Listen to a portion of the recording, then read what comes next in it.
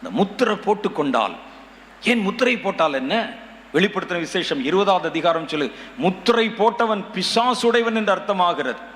அந்த நாட்களிலே மிருகத்தின் முத்திரையை தரித்தவனும் கள்ள தீர்க்கதரிசிகளும் ஒன்றாய் பிடிக்கப்பட்டு இரண்டாவது மரணமாகி அக்னியும் கந்தகம் எரிகிற கடல்லே தள்ளப்பட்டார்கள். ஒரு பக்கத்தில் முத்திரை போட்டா தான் இந்த உலகத்தில் ஒரு பொருள் வாங்க முடியும். முத்திரை போட்டால் பரலோகத்துக்குள்ள போக முடியாது, நரகத்துக்கு போகணும். என்ன செய்வது யோசித்து பாருங்கள். ஏன் இப்படிப்பட்ட கொடிய திட்டங்களை கொண்டு வருகிறான்? இந்த 7 வருஷ முடிவிலே இயேசு மறுபடியும் திரும்ப வரப்போகிறார். இயேசு திரும்ப வரப்போகிறார். ஏன் இவன் ஒரு பெரிய அகில உலகத்தையும் ஒருங்கிணைத்த ஒரு ஆட்சியை ஏன் கொண்டு வருகிறான்? மக்கள் எல்லாரையும் தன்னுடைய கட்டுப்பாட்டுக்குள்ள ஏன் வைத்துக் கொள்ளுகிறான்?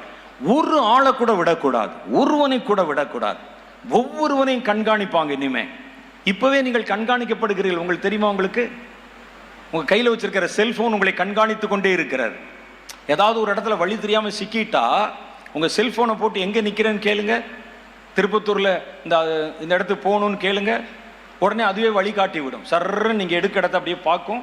இங்க இருந்து லெஃப்ட் எடு, ரைட் எடு, அங்க ஒரு ஹோட்டல் இருக்கும், அந்த பக்கம் வளன்னு சொல்லி கொண்டாந்து நேரா விட்டுறது. அப்ப நீங்கள் எங்கேயோ கண்காணிக்கப்பட்டு கொண்டிருக்கிறீர்கள். இன்னைக்கு ஒட்டுமொத்தமா எல்லாரையும் கண்காணிப்பதற்கு ஒரு பெரிய ஸ்கீம் வேலை செய்யுது. அது வரப்போகிற அந்தி கிறிஸ்துவின் ஆட்சி காலத்துல எல்லா மனிதர்களையும் தன் கட்டுப்பாட்டில் வைத்துக் கொள்வதற்காக செய்யப்படுகிற ஒரு தந்திரம்.